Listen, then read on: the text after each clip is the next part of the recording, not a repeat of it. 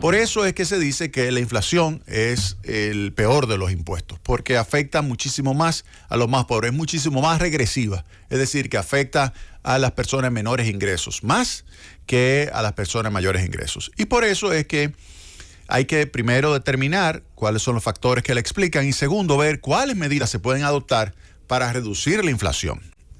Con relación a los factores que explican esta inflación a nivel global, porque no solamente es en República Dominicana, no solamente en Venezuela, no solamente en Argentina, no solamente es en Guatemala o en cualquiera de estos países de la región, o en Europa, o en Estados Unidos, o en Canadá, sino que es a nivel global que nos está afectando, pues hay que comenzar con el hecho de que estuvimos enfrentando una pandemia que obligó a tomar medidas, primero de cuarentena y luego para evitar la quiebra masiva de empresas, de una inyección fuerte de recursos, primero por el lado monetario, pero también por el lado fiscal.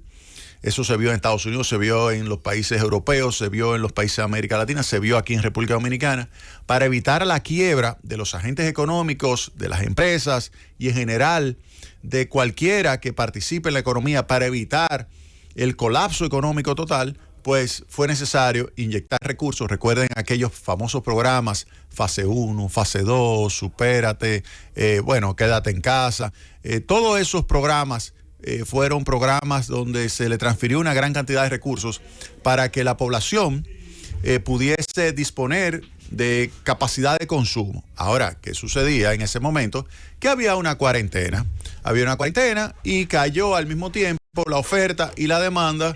Y de ese punto de vista uno puede decir, al caer simultáneamente la oferta y la demanda, se queda relativamente constante los precios. Incluso algunos precios registraron variaciones negativas muy significativas, como es el caso de los combustibles, porque sencillamente no había lugar donde colocar esos combustibles. Y si usted tenía un contrato que usted iba a recibir, por ejemplo, cuando esto comenzó en marzo, y usted tenía un contrato a junio que usted iba a recibir combustible, pero no sabía dónde colocarlo porque no se estaba consumiendo, entonces usted decidió salir a vender masivamente ese tipo de títulos, contratos a futuro de combustible, y por eso el precio llegó hasta ser negativo. O sea, que usted le pagaban para que usted se llevara el combustible. O sea, miren a lo que llegó. Pero obviamente que eso era por la distorsión que estaba produciendo el proceso de cuarentena.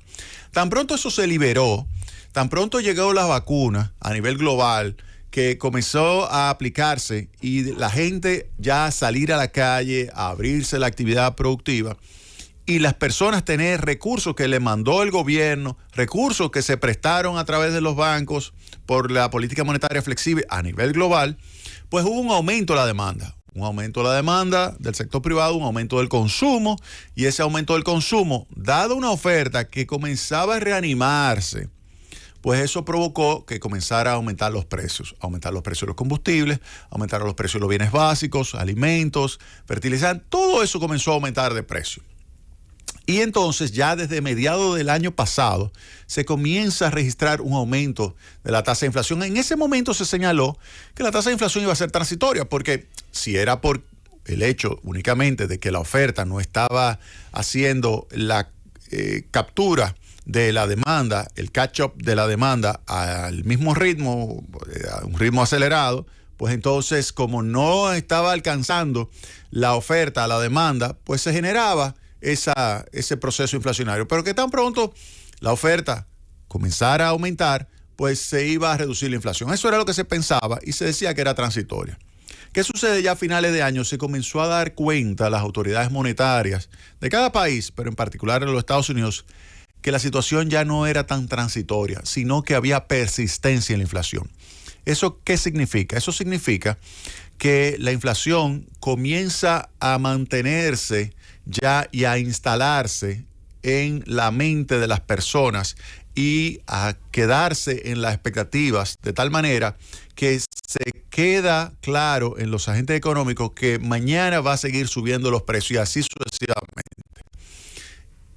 Dado esto, entonces ya se comienza a final del año pasado a adoptar medidas monetarias restrictivas. Primero, desmonte de los procesos de estímulo monetario que se aplicaron, por ejemplo, en los Estados Unidos y en Europa, y posteriormente, en el caso de Estados Unidos en marzo, un incremento de la tasa de interés. En el caso de la República Dominicana, comenzamos antes, desde noviembre, comenzó a aumentar la tasa de interés para enfrentar la inflación. Entonces ya vemos cómo comienza a adoptarse a finales del año pasado medidas para enfrentar la inflación. Ahora, ¿solamente explica la inflación eso? No, miren, eso es lo que explicaría la inflación generalizada que estamos viendo, que se le añade obviamente el fenómeno provocado o el evento que fue el aumento de precios generado por la guerra de Rusia y Ucrania, es decir, la invasión de Rusia a Ucrania generó, es otro evento que genera un nuevo incremento de precios, genera un aumento de la inflación por el hecho de que hay desabastecimiento de combustible, por ejemplo, de gas natural en Europa.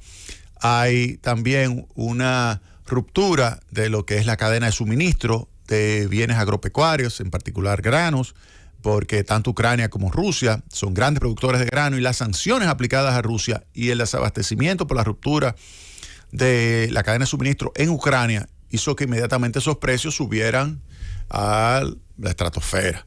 Que se añade además que, dado el hecho de que están liberándose recursos en la economía a nivel global, recursos que antes estaban depositados, que estaban guardados, pero que al reanimarse la economía están buscando qué hacer, están buscando en qué especular, pues se compraron a futuro una gran cantidad de esos productos, y esos contratos a futuro hizo que subieran los precios de los bienes básicos. Entonces, eso es a grandes rasgos lo que explicaría a nivel global el aumento generalizado de la tasa de inflación. Ahora, la pregunta es, eso, entonces pudiéramos decir que la inflación es igual para todo el mundo.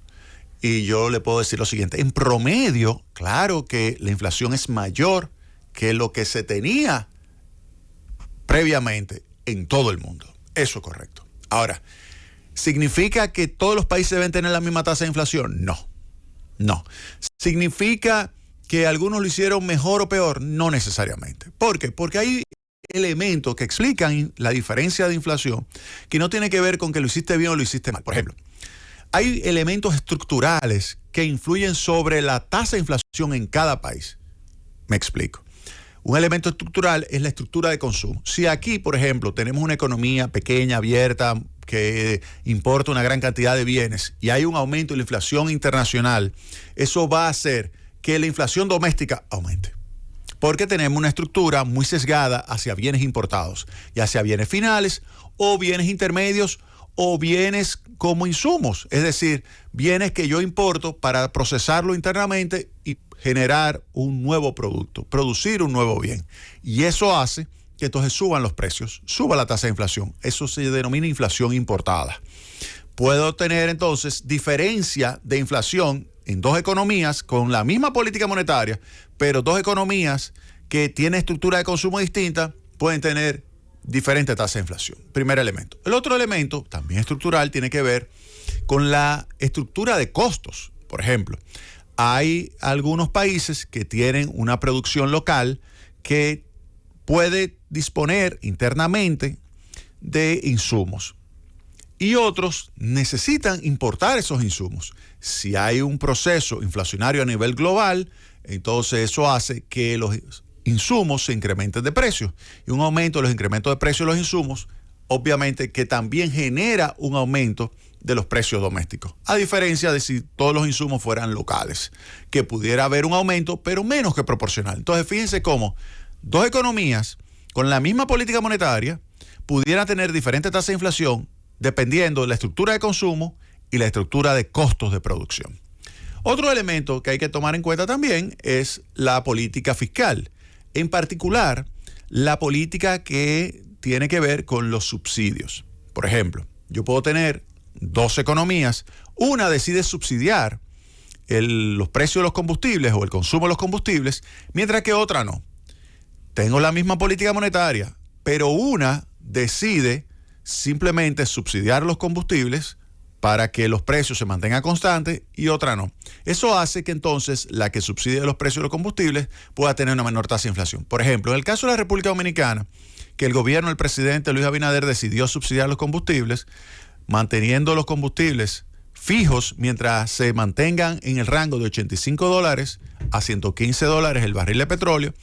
Si eso se tiene en cuenta, pues tenemos una inflación del 9.4%. Si liberamos esa variable, que sería los subsidios, la inflación fuera de 13.5, 14%. Entonces, ahí se ve claramente cómo 4 puntos adicionales, por lo menos de inflación, pudiéramos haber tenido si no se hubiese pues ejecutado una política de subsidio. De tal manera que usted puede tener la misma política monetaria, puede tener la misma estructura de consumo, puede tener la misma estructura de producción, tener diferente inflación.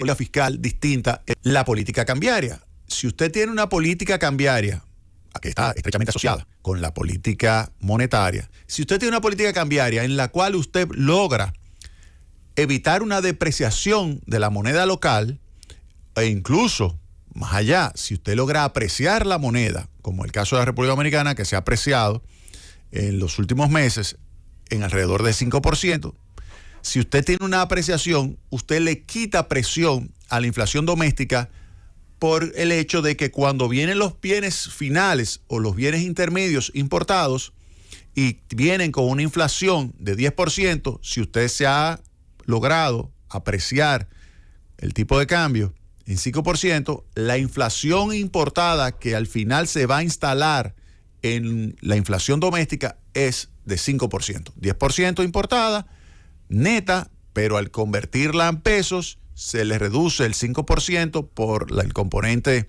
que es de tipo de cambio, de apreciación del tipo de cambio, y eso disminuye lo que es la inflación doméstica que va luego a colocarse dentro de la inflación doméstica. Ese es otro elemento. Ahora bien, dado todos esos factores, podemos señalar que es ya o está claro que se puede tener distinta tasa de inflación aun cuando usted tenga la misma política monetaria. Ahora bien, lo que sí es importante para cada país es mantener anclada la expectativa de inflación. Si usted mantiene anclada la expectativa de inflación, entonces usted logra que la tasa de inflación que usted está observando hoy, en el caso de la República Dominicana 9.4%, en el caso del Reino Unido 10.1%, en el caso de Estados Unidos 8.5%, esa tasa de inflación converja más rápido a la meta de inflación, en el caso de la República Dominicana 4% más menos 1%, en el caso del Reino Unido 2%, en el caso de los Estados Unidos 2%. Y de esa manera, al converger más rápido, entonces usted logra recuperar el nivel de bienestar más rápido y evita que siga deteriorándose ese nivel de bienestar. Y si disminuyen los precios, usted pudiera lograr recuperar el bienestar. ¿Qué hay que hacer mientras tanto? Miren, mientras tanto, y aquí entramos en la política monetaria, hay que tener claro los dos elementos fundamentales cuando usted define su política monetaria. Los bancos centrales tienen diferencias en términos de la definición de su política monetaria en cuanto a preferencias de cómo luchas contra la inflación y cómo luchas con el desempleo. Si tú quieres tener un menor desempleo, tienes que estar dispuesto a pagar una mayor tasa de inflación. Si tú quieres tener una menor tasa de inflación, tienes que pagar un mayor desempleo. Entonces aquí hay que saber manejar muy bien ambas cosas para evitar tú tener un overkilling, es decir, matar en exceso con un supercañón que te genere a ti una recesión económica, que es lo que quiere evitar los Estados Unidos. Estados Unidos quiere saber manejar la política monetaria de tal manera que se evite una recesión. Estados Unidos ya tiene 2 trimestres con caída del Producto Interno Bruto. En el caso de la República Dominicana, tenemos un primer semestre con un crecimiento del 5.6% promedio de la economía. ¿Que se va a desacelerar? Es altamente probable que se desacelere. El gobierno y el Banco Central estiman que va a terminar en un 5% el crecimiento este año. Yo creo que va a terminar un poquito menos del 5%. Sería un gran logro si la tasa de crecimiento del Producto Interno Bruto es 5%. Pero ahí ustedes ven cómo el manejo de la política monetaria tiene que ser tal de que usted no quiera reducir en exceso y demasiado rápido la tasa de inflación, porque eso le va a generar una situación que es caída de la actividad económica y aumento del desempleo, que es lo que quiere evitar los Estados Unidos y es lo que quiere evitar también el Banco Central Europeo en Europa. Evitar que haya una situación de caída brusca, de aterrizaje forzoso y brutal de la economía. Eso es lo que se quiere evitar. Por eso le digo que todos esos factores hay que tomarlo en cuenta. Y lo más importante de todo es mantener anclada la expectativa de inflación. Óigame bien, la credibilidad en el Banco Central, la consistencia de la política monetaria es lo que permite el anclamiento. Y el anclamiento, el anclaje, vamos a poner correcto el castellano, el anclaje de las expectativas de inflación es lo que logra reducir lo más rápido posible la tasa de inflación.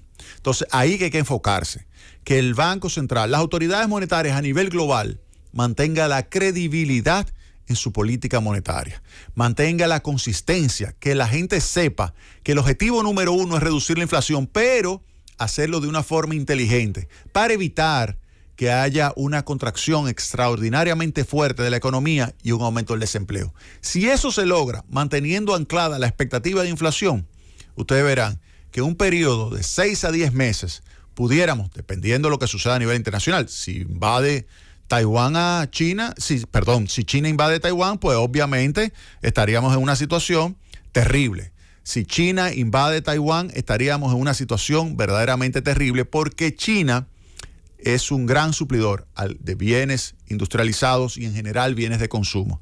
Igualmente Taiwán. Taiwán es el gran productor de chips a nivel global, de computadora a nivel global y de elementos que son a su vez bienes intermedios de bienes industrializados que se fabrican tanto en China como en los Estados Unidos. Entonces, la invasión de China y Taiwán sería verdaderamente terrible. Pero si eso no ocurre,